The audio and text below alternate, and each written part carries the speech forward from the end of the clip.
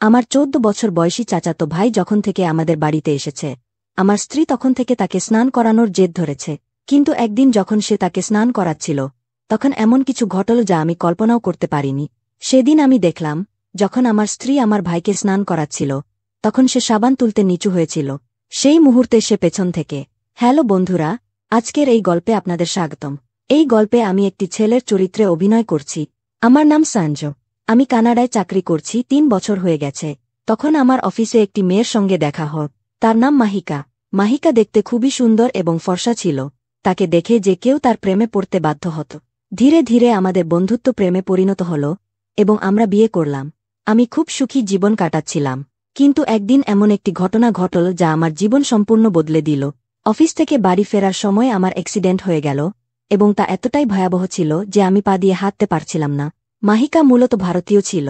সে আমার মতোই কানাডায় চাকরি করছিল। কিন্তু আমার অ্যাক্সিডেন্টের পরে আমরা ভারত ফিরে আসার সিদ্ধান্ত নিলাম এবং ভারত থেকেই চাকরি করার সিদ্ধান্ত নিলাম। কিন্তু আমার এই সিদ্ধান্তের ফলাফল আমার জন্য খুব বড় হতে চলেছিল। এটি আমি কখনো কল্পনা করিনি। কারণ আমার ১৪ বছর বয়সী চাচাতো ভাই আমার স্ত্রীর সঙ্গে এমন কিছু করবে যা আমি স্বপ্নেও ভাবিনি। ভারতে আমার কেবল মাসি ছিল এবং আমার মা বাবার বাড়ি খালি ছিল কারণ আমার লালন পালন মাসির বাড়িতে হয়েছিল। মাসি আমাকে পড়াশোনা করিয়ে বড় করেছিলেন। কিন্তু এখন আমার সঙ্গে আমার স্ত্রীও ছিল, তাই মাসির বাড়িতে থাকা সম্ভব ছিল না। তাই আমরা আমার মা বাবার বাড়িতে থাকার সিদ্ধান্ত নিলাম। আমাদের বাড়িটি খুব বড় ছিল। আমরা কানাডা থেকে ভারতে আসার পর প্রথমে আমরা মাসির সঙ্গে দেখা করতে গেলাম। মাসি মাহিকাকে দেখে খুব খুশি হলেন। মাসির সঙ্গে দেখা করার পর আমরা আমাদের বাড়িতে যেতে রওনা হলাম। যখন আমরা আমাদের বাড়ির কাছে পৌঁছলাম, তখন আমি দেখলাম আমাদের বাড়ি এক ধরনের ভূতের বাড়িতে পরিণত হয়েছে। কারণ মাসি সেই বাড়ির যত্ন নেন, তাই সেই বাড়িটি খুবই ভুতুড়ে অবস্থায় ছিল। সেখানে থাকা আমাদের দুজনের জন্য সম্ভব ছিল না। তাই আমরা আবার আমাদের জিনিসপত্র নিয়ে মাসির বাড়িতে যাওয়ার সিদ্ধান্ত নিলাম। সে বলল যে আমাদের একটি বাড়ি পাশের শহরে আছে এবং আমরা সেখানে থাকতে পারি। মাহিকা আমাকে এই কথাটা অনেক দেরিতে বলেছিল। মাসির বাড়িতে গিয়ে থাকার কোনো মানে ছিল না। তাই আমি মাহিকার বাড়িতে যাওয়ার জন্য সম্মতি দিলাম। মাহিকা একটি ধনী পরিবারের মেয়ে ছিল। ভারতে তাদের অনেক সম্পত্তি ছিল। মাহিকা আর আমি তার বাড়িতে যাওয়ার জন্য রওনা হলাম। যখন আমরা সেখানে পৌঁছলাম, তখন সেই বাড়ি দেখে আমার চোখে আনন্দে জ্বলে উঠ। সেই বাড়িটি কোনো রাজপ্রাসাদের থেকে কম ছিল না। ধীরে ধীরে আমরা সেই বাড়িতে বাসা বাঁধলাম। আমাকে সেই বাড়িতে যেন জামাইবাবুর মতো মনে হচ্ছিল। কিন্তু এখন এটি আমার অসহায়ত্ব ছিল কারণ আমি হাঁটতে পারতাম না। কিন্তু মাহিকার আমার প্রতি ভালোবাসা এতটুকুও কমেনি। সবকিছু ঠিকঠাক চলছিল। এখন আমাদের বিয়ে হয়েছে ৬ মাস। সেদিন রবিবার ছিল। দুপুরে আরাম করে বসেছিলাম, তখন আমার চাচার ফোন এলো। তিনি বললেন যে আর্য যখন থেকে জানতে পেরেছে যে তুমি ভারতে এসেছ, তখন থেকে সে তোমার কাছে আসার জেদ করছে। আমি চাচাকে আর্যকে আমার কাছে পাঠানোর জন্য সম্মতি দিলাম। পরের দিন সকালে আর্য দরজায় দাঁড়িয়েছিল। সে আমাকে দেখে খুব খুশি হল। সে আমাকে দেখেই দরজায় জড়িয়ে ধর। তার সঙ্গে দেখা করার পর আমি তাকে ফ্রেশ হওয়ার জন্য আমাদের বাড়ির বাথরুমে পাঠিয়ে দিলাম এবং আমি আমার ঘরে চলে গেলাম। কিছুক্ষণ পর আর্য আমাকে খুঁজতে খুঁজতে আমার ঘরে এলো। যেমনই সে আমার ঘরে এলো, ঠিক তেমনি আমার ঘরের বাথরুম থেকে মাহিকা বেরিয়ে এলো। মাহিকা আর আর্যের এখনও দেখা হয়নি এবং তাদের প্রথম দেখা হওয়া এমনভাবে হল যে আমরা সবাই অবাক হয়ে গেলাম। মাহিকাকে সেই অবস্থায় দেখে আর্য অবাক হয়ে গিয়েছিল। সে দরজায় দাঁড়িয়েছিল কিন্তু তার হাবভাব বদলে গিয়েছিল। তখন মাহিকা আর্যকে দেখে আবার বাথরুমে চলে গেল। তখন আর্য মাথা নিচু করে চুপচাপ সেখান থেকে চলে গেল। আমরা যে ঘরটি আর্যকে থাকার জন্য দিয়েছিলাম, সেই ঘরে বাথরুম সংযুক্ত ছিল না, তাই আর্য সাধারণ বাথরুমে যাচ্ছিল। কিছুক্ষণ পর আমি হলে এলাম। তখন আর্য আরাম করে সোফায় বসে টিভি দেখছিল। যখন আমি তার কাছে গেলাম, তখন তার হাবভাব এমন ছিল যেন কিছু সময় আগে কিছুই ঘটেনি। চলে যাক, সে কেবল ১৪ বছরের ছেলে ভেবে আমি সেই বিষয়টিকে আর ততটা গুরুত্ব দিলাম না। কিন্তু সে ১৪ বছরের ছেলে শীঘ্রই তার খেলা দেখাতে চলেছিল। এই বিষয়ে আমার ধারণাও ছিল না। আর্য বলল, সঞ্জয় ভাইয়া, আমি কত বছর ধরে আপনার অপেক্ষা করছিলাম। আজ আপনাকে দেখে খুব আনন্দ হচ্ছে। কিন্তু এখনও ঠিকমতো ভাবির সঙ্গে দেখা হয়নি।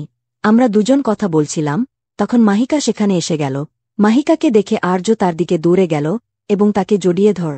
১৪ বছর বয়স হওয়ার কারণে মাহিকা তাকে ছোট মনে করে আদর করতে লাগল। কিন্তু মাহিকার এই আদর তাকে খুব মহামূল্য হতে চলেছিল এবং সম্ভবত সে এটি শীঘ্রই বুঝতে পারবে। আর্য এমন দেখাচ্ছিল যেন কিছু সময় আগে কিছুই ঘটেনি।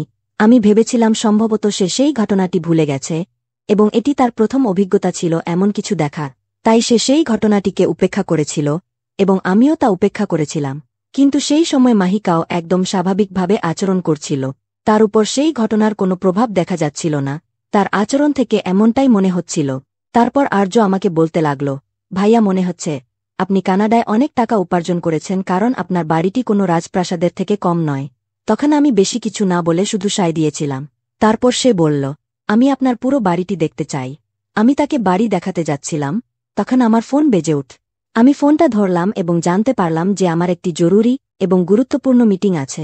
তাই আমি আমার হুইল চেয়ার চালিয়ে আমার ঘরে চলে গেলাম। আমার খুবই গুরুত্বপূর্ণ মিটিং ছিল, তাই মিটিংয়ে অনেক সময় চলে গেল। মিটিং শেষ হওয়ার পর যখন আমি আমার ঘর থেকে বের হলাম, তখন আমি আর্য এবং মাহিকাকে কোথাও দেখতে পেলাম না। আমি আর্যকে তার ঘরেও খুঁজতে গেলাম, কিন্তু তাকে সেখানে পেলাম না। তারা দুজন কোথায় গেল এর কোনো ধারণা আমার ছিল না। তখন হঠাৎ আমার মনে পড়ল যে কিছুক্ষণ আগে আর্য বলছিল যে সে পুরো বাড়িটি দেখতে চায়। মাহিকা নিশ্চয় তাকে বাড়ি দেখাচ্ছিল। তখন আমি বাড়ির বাইরে গেলাম এবং দেখলাম মাহিকা এবং আর্য বাড়ির লনে বসে কথা বলছে। ভাবি এবং দেবরের জুটি খুব ভালো মানিয়েছে। দেখে তো একদমই মনে হচ্ছিল না যে আর্য প্রথমবার মাহিকার সঙ্গে দেখা করেছে। তারা কথাবার্তা বলছিল এবং একে অপরকে ঠাট্টা মশকরা করছিল। তাই আমি সেখানে না গিয়ে আবার আমার ঘরে ফিরে এলাম। একদিন সকালে আমার একটি জরুরি অফিসের মিটিং ছিল, তাই আমি ল্যাপটপ খুলে বসেছিলাম। মিটিং শুরু হতেই আমি তাতে ব্যস্ত হয়ে গেলাম। কিন্তু কিছুক্ষণ পর আমি দেখলাম মাহিকা তার কাপড় নিয়ে ঘরের বাইরে যাচ্ছে। তখন সে ইশারায় জানাল যে আমাদের ঘরের বাথরুমে গরম পানি আসছে না, তাই সে সাধারণ বাথরুমে যাচ্ছে। প্রায় 1.5 ঘন্টা পর আমার মিটিং শেষ হল। আমি আমার হুইল চেয়ারে বসে হলের দিকে যাচ্ছিলাম। হলের দিকে যাওয়ার পথে কমন বাথরুম ছিল। যখন আমি সেই বাথরুমের পাশ দিয়ে যাচ্ছিলাম, তখন মহিলার কণ্ঠস্বর শুনতে পেলাম এবং সাথে সাথে আলিয়ার কণ্ঠস্বরও শোনা গেল। হঠাৎ আমার মনে হল, এই মেয়েটা তো মিটিংয়ে বসার আগেই বাথরুমে গিয়েছিল, অথচ এখনও বের হয়নি। মনে হচ্ছে প্রায় 1.5 ঘন্টা ধরে আরিয়া ও মেয়েটা বাথরুমে একসাথে আছে। আমার বাড়িতে এ কি হচ্ছে? এসব চিন্তা করে আমি বিভ্রান্ত হয়ে পড়ি, কারণ আমি অনেক বছর বিদেশে কাটিয়েছি। আমার মনে নানা অদ্ভুত চিন্তা আসতে লাগল। তখন আমি জোরে জোরে বাথরুমের দরজা ধাক্কাতে শুরু করলাম। প্রায় 5 মিনিট পর মেয়েটা দরজা খুল। মেয়েটা যখন বাইরে এলো, তখন দেখলাম তার অবস্থা খুব খারাপ ছিল। সে খুব ক্লান্ত লাগছিল, তার চোখেও জল ছিল। কিন্তু যখন আমার চোখ তার পেছনে গেল, তখন দেখলাম আরিয়া দাঁড়িয়ে আছে। সেও খুব ক্লান্ত দেখাচ্ছিল। তাদের মধ্যে কি চলছিল আমি কিছুই বুঝতে পারছিলাম না। তাই আমি চিৎকার করে জিজ্ঞেস করলাম, মেয়েটা, এটা কি হচ্ছে? তোমরা দুজন একসাথে বাথরুমে কি করছিলে? তখন মেয়েটা বলল, সঞ্জয়, টেরেসের পানির ট্যাঙ্কে কিছু মিশ্রিত করা হয়েছে। যখন আমি এখানে স্নান করতে এসেছিলাম, তখনই আমার চোখে জ্বালা শুরু হয় এবং আমি কিছুই দেখতে পাচ্ছিলাম না। তাই আমি তোমাকে ডাকলাম, কিন্তু তুমি মিটিংয়ে ব্যস্ত ছিলে এবং তোমার কানে হেডফোন লাগানো ছিল, তাই আমার কণ্ঠস্বর শুনতে পাওনি। তখন আরিয়া বাথরুমে দৌড়ে আসে এবং সেও জ্বালায় কষ্ট পাচ্ছিল। এখন তুমি এসে আমার উপর রাগ করছ? মেয়েটার এই কথায় আমি বিভ্রান্ত হয়ে পড়ি, কারণ তার দেয়া কারণটা অদ্ভুত ছিল। মেয়েটা এবং আরিয়া দুজনেই ভেজা ছিল। মেয়েটা আরিয়াকে তোয়ালে এনে দিল। তখন আমার মনে হল, যদি আমার পা ভালো থাকত, তাহলে আমি দৌড়ে মেয়েটার সাহায্য করতে পারতাম। কিন্তু দুর্ভাগ্যবশত আমার দুর্বল পায়ের কারণে আমি কিছুই করতে পারিনি। আমার দুর্বল পায়ের জন্য আমাকে দ্রুত চলাফেরায় অসুবিধা হতো। এখন হুইল চেয়ারই ছিল আমার ভরসা। মেয়েটা আমার উপর খুব রাগ করেছিল, তাই তার রাগ কমানোর জন্য সেই রাতে আমি তার কাছে গেলাম। কিন্তু সে আমার কাছে আসতে অস্বীকার করল। আমি তার চুলে আদর করতে লাগলাম, কিন্তু সে রেগে গিয়ে আমার হাত সরিয়ে দিয়ে হলের দিকে চলে গেল। তখন আমিও কোনোভাবে হুইল চেয়ারে বসে তাকে মানাতে হলের দিকে গেলাম। শেষ পর্যন্ত মেয়েটা আমাকে ক্ষমা করল এবং আমরা আমাদের বেডরুমে চলে গেলাম। ঘরে ঢুকেই আমি তাকে জড়িয়ে ধরলাম। আমাদের স্বামী স্ত্রীর সম্পর্ক আরও গভীর হতে লাগল। কিন্তু ঠিক তখনই আরিয়া হঠাৎ করে আমাদের ঘরে ঢুকে পড়ল। তাকে হঠাৎ ঘরে দেখে আমরা দুজনেই অবাক হয়ে গেলাম। তখন আরিয়া বলল, ভাইয়া, আমাকে গেম খেলার জন্য আপনার মোবাইলটা দরকার। তখন আমি আরিয়াকে বললাম, আরিয়া, এখন আমার বিয়ে হয়ে গেছে, তাই ঘরে ঢোকার আগে দরজা নক করতে হবে। সে সরি বলে মোবাইলটা নিয়ে চলে গেল, কিন্তু তার মুখে কোনো অনুভূতি ছিল না। সে একেবারে নিষ্পাপ মুখে এসে চলে গেল। তখন মেয়েটা আবার রেগে গিয়ে ঘুমাতে চলে গেল। মেয়েটার মেজাজ দিন দিন খারাপ হচ্ছিল, কারণ আমার কাজের চাপ অনেক বেড়ে গিয়েছিল। তাই আমি দীর্ঘ সময় ধরে আমার কাজে ব্যস্ত থাকতাম। আমাকে বাড়ি থেকেই কাজ করতে হতো। কিন্তু এখন আমার খাওয়ার সময়ও পাওয়া যেত না। যখনই আমি একটু ফাঁকা সময় পেতাম, তখন দেখতাম মেয়েটা আরিয়ার সাথে কথা বলছে।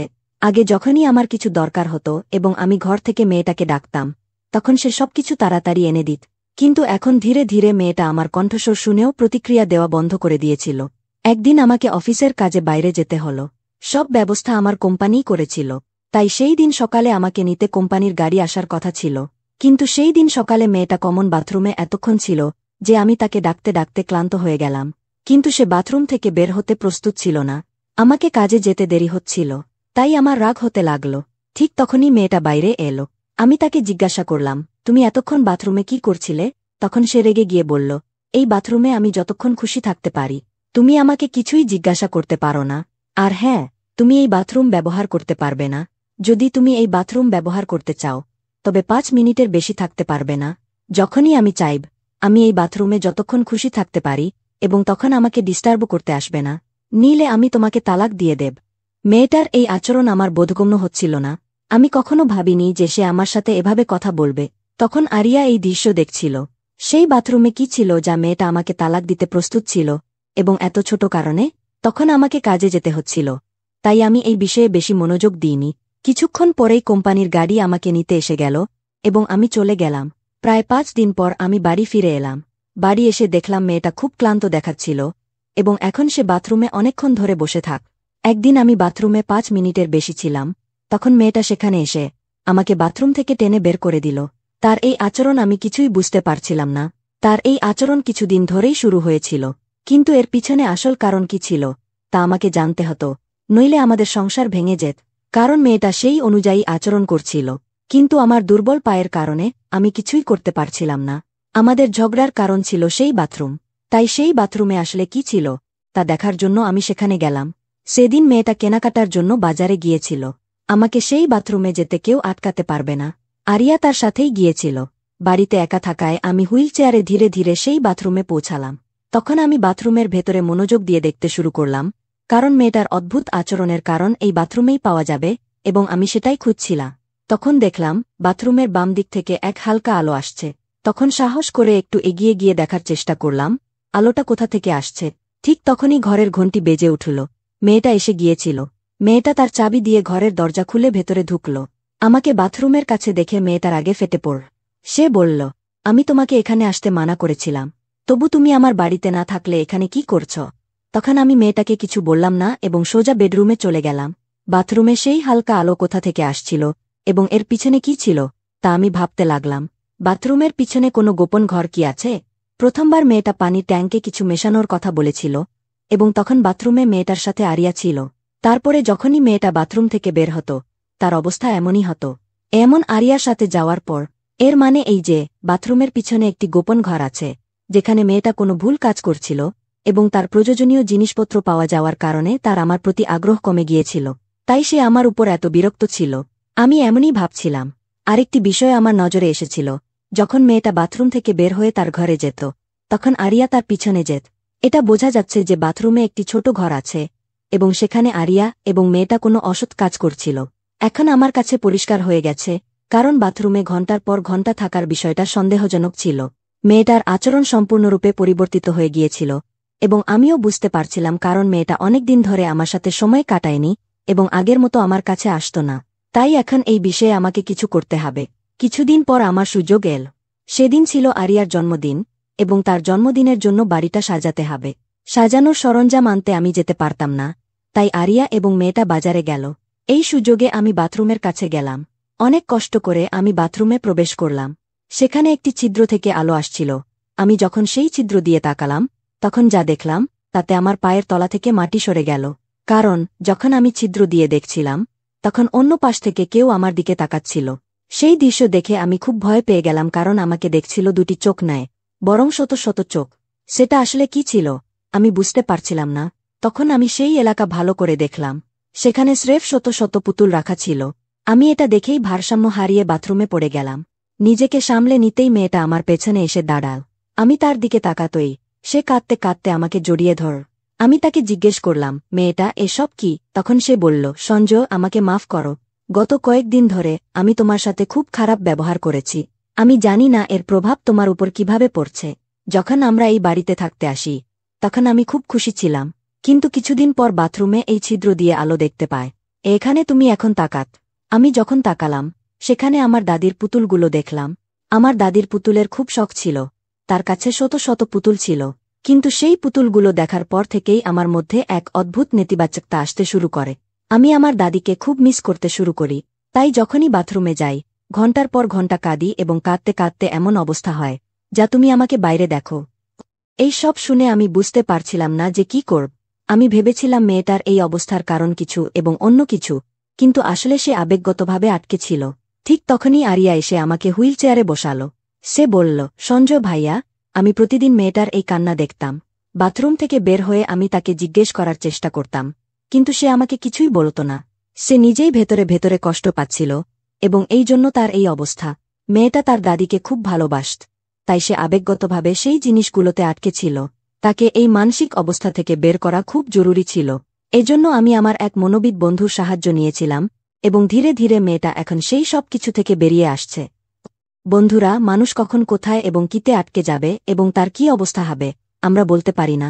তাই আমাদের মনের কথা বলার জন্য সবার একজন না একজন থাকা উচিত। সেটা আপনার আত্মীয় হতে পারে বা আপনার বন্ধু। এতে বোঝা যায় যে খোলামেলা মনের কথা বললে জীবন অবশ্যই আনন্দময় হতে পারে। বন্ধুরা, ভিডিওটি ভালো লেগে থাকলে চ্যানেলটি সাবস্ক্রাইব করতে ভুলবেন না। হ্যালো বন্ধুরা, আজ আমার ভাই আমার ঘরে ঘুমাতে এসেছিলেন, কিন্তু তার উপস্থিতির কারণে আমি সেই সব কাজ করতে পারছিলাম না যা আমি সাধারণত রাতের অন্ধকারে করে থাকি। এসব কাজে আমি প্রচুর প্রশান্তি পাই, কিন্তু আমি কি জানতাম যে আজ রাতে এমন কিছু ঘটবে যার কারণে আমি ঘামে ভিজে যাব। তিনি মাত্র 2টি আঙুল দিয়ে আমাকে পাগল করে দিয়েছিলেন, আর এখন আমি সেই সব কথা আপনাদের বলতে যাচ্ছি। আমার নাম কবিতা, আমার বয়স 30 বছর এবং আমি এখনও অবিবাহিত।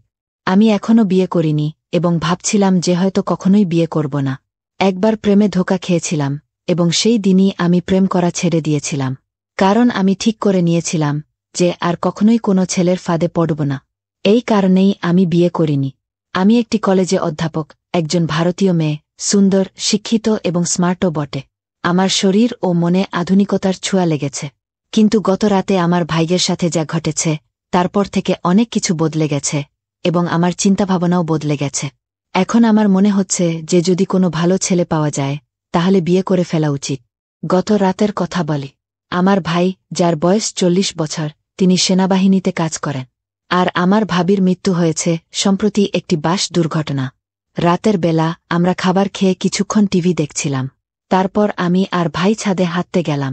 ভাই গ্রাউন্ড ফ্লোরে ঘুমানো আর আমি ফার্স্ট ফ্লোরে। আমার পাশের ঘরে আমার ছোট ভাই ঘুমায়। রাত প্রায় 1টার দিকে আমরা দুজন নিচে নেমে এলাম।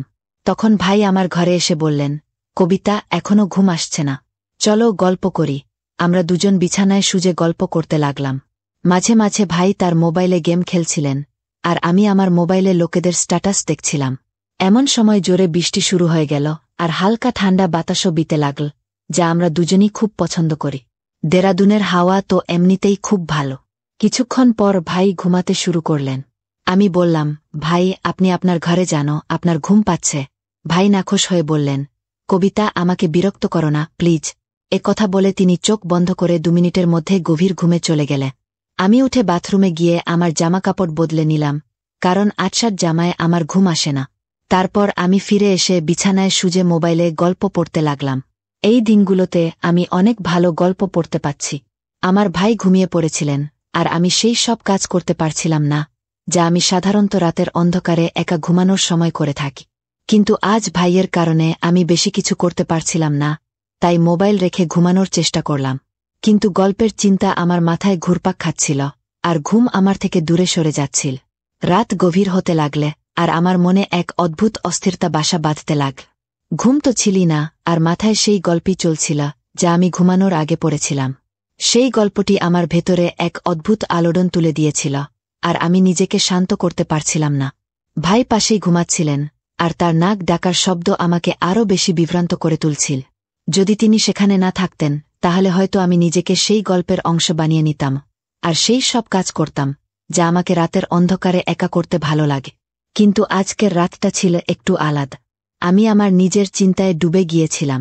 এমন সময় হঠাৎ ভাই পাশ ফিরলেন আর সোজা হয়ে বসলেন। আমার চোখ অজান্তেই সেই দিকে চলে গেল, আর আমি যা দেখলাম তাতে আমার পা তলায় মাটি সরে গেল। ভাই খুব পাতলা ধুতি পরেছিলেন, আর তার কারণে এমন কিছু দেখা যাচ্ছিল যে দেখে আমার লজ্জা করে গেল। আমার অবস্থা আরও জটিল হয়ে গেল। লজ্জা তো দূরের কথা, আমি আমার চোখ তার দিক থেকে সরাতেই পারছিলাম না। মনে এক অদ্ভুত অস্থিরতা চলছিল। একদিকে আমি নিজেকে নিয়ন্ত্রণে রাখার চেষ্টা করছিলাম, আর অন্যদিকে আমার ভেতরের অস্থিরতা বেড়েই চলছিল। সত্যি বলতে কি, এখন আর আমি সহ্য করতে পারছিলাম না। প্রতি মুহূর্তে মনে হচ্ছিল যে যদি আমি নিজেকে নিয়ন্ত্রণে না রাখি তাহলে কিছুই হতে পারে, আর এই অবস্থা থেকে বেরিয়ে আসা আমার পক্ষে অসম্ভব হয়ে যাবে। আমার হৃদস্পন্দন বেড়ে গেল, আর মনে ভয় ঢুকে গেল যে যদি কিছু ভুল হয়ে যায় তাহলে ভাই আমার সম্পর্কে কি ভাববেন, ভাইদের চোখে আমি কেমন দেখাব। এই প্রশ্নগুলো আমাকে আরও বেশি অস্থির করে তুলছিল। কিন্তু অন্যদিকে আমার মনে এক গভীর ইচ্ছাও ছিল, যা আমাকে বারবার সেই দিকে টানছিল, যেন আমি যা ভাবছি তা পূর্ণ করে ফেলি। আমার ভেতরের দ্বন্দ্ব এখন চরমে পৌঁছেছে। প্রতি মুহূর্তে আমি নিজের সাথে লড়াই করছিলাম, কিন্তু কোথাও যেন মনে সেই পুরনো গল্প আবার উকি দিচ্ছিল, আর তার কারণেই আমার ইচ্ছা আরও বেড়ে যাচ্ছিল। এখন প্রশ্ন ছিল, আমি কি ভাইকে এই ঝড় থেকে বাঁচাতে পারব, নাকি ভাই আমাকে তার কবজায় নিয়ে নেবেন। রাতের পরিবেশ আগে থেকেই অদ্ভুত ছিল, আর তার উপর ভাইয়ের ফোন বেজে উঠল। সম্ভবত কেউ তাকে মেসেজ করেছিল, আর ফোনটা আমার পাশেই রাখা ছিল, কারণ ভাই তাকে চার্জে লাগিয়ে রেখেছিলেন। ঘুমানোর আগে ভাই গভীর ঘুমেছিলেন, কিন্তু ফোনে একের পর এক মেসেজ আসছিল, আর তার আওয়াজ আমার অস্থিরতা আরও বাড়িয়ে দিল। আমি ভাবলাম ফোনটা সাইলেন্ট করে দিই, যাতে আওয়াজ বন্ধ হয়। কিন্তু সাথে সাথে আমার মনে প্রশ্ন জাগল, এত রাতে ভাইকে কে মেসেজ করছে। আমি ভাইয়ের ফোনের পাসওয়ার্ড জানতাম, তাই কোনো দ্বিধা না করেই তার ফোন চেক করলাম। স্ক্রিনে তাকাতেই দেখলাম ভাইয়ের গার্লফ্রেন্ড তাকে একের পর এক মেসেজ পাঠাচ্ছে। এক অদ্ভুত কৌতূহল আমাকে ঘিরে ফেল, আর আমি ভাবতে লাগলাম শেষ পর্যন্ত সেই ভিডিওটা কি নিয়ে। আমি ভাবলামও একবার দেখেই নি ভিডিওতে কি আছে। ভিডিও চালু করতেই আমার চোখ যেন থমকে গেল। আমি যা দেখছিলাম তা বুঝতেই পারছিলাম না। ভিডিওতে যা দেখানো হচ্ছিল তা আমি কখনোই ভাবতে পারিনি। একটি ভিডিও শেষ হতেই আমার মধ্যে পরের ভিডিও দেখার তীব্র ইচ্ছা জেগে উঠল। আমি পরের ভিডিওতে ক্লিক করলাম, আর মুহূর্তের মধ্যে সব ভিডিও দেখে ফেললাম। প্রতিটি ভিডিও আমার অবস্থাকে আরও খারাপ করে দিল। আমি বুঝতে পারছিলাম না আমি কেন এই সব দেখছি, এটা আমার এত ভালো লাগছে কেন। তবুও আমি থামতে পারছিলাম না। আমার হাত কাঁপছিল, কিন্তু চোখ স্ক্রিন থেকে সরাতে পারছিলাম না। সময় যত গড়াচ্ছিল আমার অস্থিরতা তত বাড়ছিল। আমি নিজের সাথে যুদ্ধ করছিলাম। আমি কি করছি এই প্রশ্ন বারবার আমার মাথায় ঘুরপাক খাচ্ছিল, কিন্তু আমি নিজেকে নিয়ন্ত্রণ করতে পারছিলাম না। সেই ভিডিওগুলো আমার ভেতরের ঝড়কে আরও বাড়িয়ে দিচ্ছিল। এখন আমার মধ্যে এক অদ্ভুত সাহস এসে গিয়েছিল, বা বলা যায় আমি আমার ইচ্ছার কাছে অসহায় হয়ে পড়েছিলাম। আমি সিদ্ধান্ত নিয়েছিলাম, যা হবে দেখাই যাক। এখন আমি ঠিক সেই কাজটাই করতে যাচ্ছিলাম, যা আমি দীর্ঘদিন ধরে থামানোর চেষ্টা করছিলাম। আমার হাত কাঁপছিল, হৃদস্পন্দন তীব্র হয়ে উঠছিল। আমি ধীরে ধীরে ভাইয়ের কাছে গেলাম, আর তার পাশে শুয়ে পড়লাম। কিছু এমন হল যেন কিছুই হয়নি। মনে হুলস্থুল পড়ে গিয়েছিল, কিন্তু আমি নিজেকে সামলে রেখেছিলাম। কিছুক্ষণ আমি ঘুমের ভান করলাম, যাতে যদি হঠাৎ সে জেগে ওঠে তাহলে মনে করে আমি গভীর ঘুমে আছি। হৃদস্পন্দন তীব্র হচ্ছিল, কিন্তু আমার চেহারায় শান্তির ছাপ ছিল। তারপর আমি ধীরে ধীরে আমার পা ভাইয়ের উপর রাখলাম, যেন ঘুমের মধ্যে অজান্তেই কিছুক্ষণ থেমে গেলাম। আর ভাই নড়াচড়ার অপেক্ষায় ছিলেন, কিন্তু কোনো নড়াচড়া হল না। সে তখনও গভীর ঘুমে ছিল। আমার পায়ের নিচে তার উষ্ণতা অনুভব করছিলাম, আর কিছু তার শরীর শান্ত ছিল, কিন্তু তার মনে আরেক গল্প চলছিল। আমার পায়ের নিচে তার আকাশ স্পষ্ট অনুভব হচ্ছিল, আর তার কড়া আওয়াজ আমার ভেতরের সব জটিলতাকে আরও বাড়িয়ে দিয়েছেন। আমার হৃদস্পন্দন তীব্র হয়ে উঠছিল, আর সেই ভয় যা আমাকে সবসময় আটকে রেখেছিল এখন স্পষ্ট হয়ে উঠছিল। এখন আমি নিজেকে নিয়ন্ত্রণ করতে পারছিলাম না। সময় যত গড়াচ্ছিল আমার ইচ্ছা তত শক্তিশালী হয়ে উঠছিল। আমি জানতাম যদি এখন নিজেকে নিয়ন্ত্রণ না করি তাহলে এমন কিছু ঘটবে যা থেকে ফিরে আসা সম্ভব হবে না। কিন্তু কিছুক্ষণের মধ্যেই আমার মন যেন যুদ্ধ করছিল, আর আমি ধীরে ধীরে আমার হৃদয়ের কাছে হেরে যাচ্ছিলাম। আমি আবার আমার পা হালকা করে সরিয়ে নিলাম, এটা বোঝার জন্য যে তার ঘুম কত গভীর, কিন্তু কোনো নড়াচড়া হল না। এখন আমার মন ঠান্ডা হচ্ছিল, আর শুধু একটা কথাই মনে ঘুরছিল। রাত আর নিস্তব্ধতা আমার ভেতরে এক ঝড় তুলে দিয়েছে। প্রতি মুহূর্তে আমার সাহস বাড়ছিল। আমি যে পদক্ষেপ নিয়েছিলাম এখন তা থেকে পিছিয়ে আসা সম্ভব ছিল না। কিন্তু তখন আমি জানতাম না যে সে ঘুমায়নি। আসলে সে গভীর ঘুমে ছিল না, বরং শুরু থেকেই ঘুমের ভান করছিল। আমার প্রতিটি পদক্ষেপ সে আগে থেকেই জানত। আমি যা অনিচ্ছাকৃতভাবে করেছিলাম তা ভাই ইচ্ছাকৃতভাবে দেখছিলেন। সম্ভবত আমাকে শাস্তি দেওয়ার জন্যই ভাই চুপচাপ শুয়েছিলেন। আমি একেবারেই জানতাম না যে তার চোখ বন্ধ থাকলেও তার মস্তিষ্ক পুরোপুরি জাগ্রত ছিল। আমার হৃদয়ে টানাপোড়েন চলছিল, কিন্তু ভাইয়ের কোনো প্রতিক্রিয়া না দেখে আমি আরও উত্তেজিত হয়ে উঠলাম। ঠিক সেই মুহূর্তে যখন আমি আরও কিছু করতে যাচ্ছিলাম তিনি হঠাৎ চোখ খুললেন। আমার হৃদস্পন্দন যেন থেমে গেল। চোখ খোলামাত্রই আমি তড়িঘড়ি চোখ বন্ধ করে ঘুমের ভান করলাম, কিন্তু আমার মুখে আতঙ্ক ও অস্থিরতা স্পষ্ট ফুটে উঠছেন। আমি বুঝতে পারছিলাম নিজেকে এক ভয়ঙ্কর ফাঁদে ফেলেছি, কিন্তু যা হতে যাচ্ছিল তার জন্য আমি মোটেও প্রস্তুত ছিলাম না। তখনই ভাই আমাকে এই অবস্থায় দেখে ফেললেন। কিছু বলার আগেই তিনি কোনো লজ্জা বা দ্বিধা ছাড়াই এগিয়ে এলেন। এরপর যা ঘটল তা আমার জন্য এক গভীর আঘাতের চেয়ে কম নয়। টানা 4 ঘণ্টা ধরে তিনি আমার সাথে এমন কিছু করলেন যা আমি কখনো ভুলতে পারব না। সেই মুহূর্তগুলো আমার পুরো বিশ্বটাকেই বদলে দিয়েছে। কিন্তু এই গল্পের শেষ এখানে নয়। ওই 4 ঘণ্টায় যা ঘটেছিল তার সম্পূর্ণ সত্যতা আমি আপনাদের পরের পর্বে বলব। যদি জানতে চান কি ঘটেছিল, তবে আমার চ্যানেল সাবস্ক্রাইব করতে ভুলবেন না, যাতে এই রোমাঞ্চকর ও রহস্যময় গল্পের পরবর্তী অংশ আপনি উপভোগ করতে পারেন। আমি আপনার প্রিয় বন্ধু কবিতা। আগামীকাল আবার দেখা হবে। সে পর্যন্ত সবাইকে ধন্যবাদ।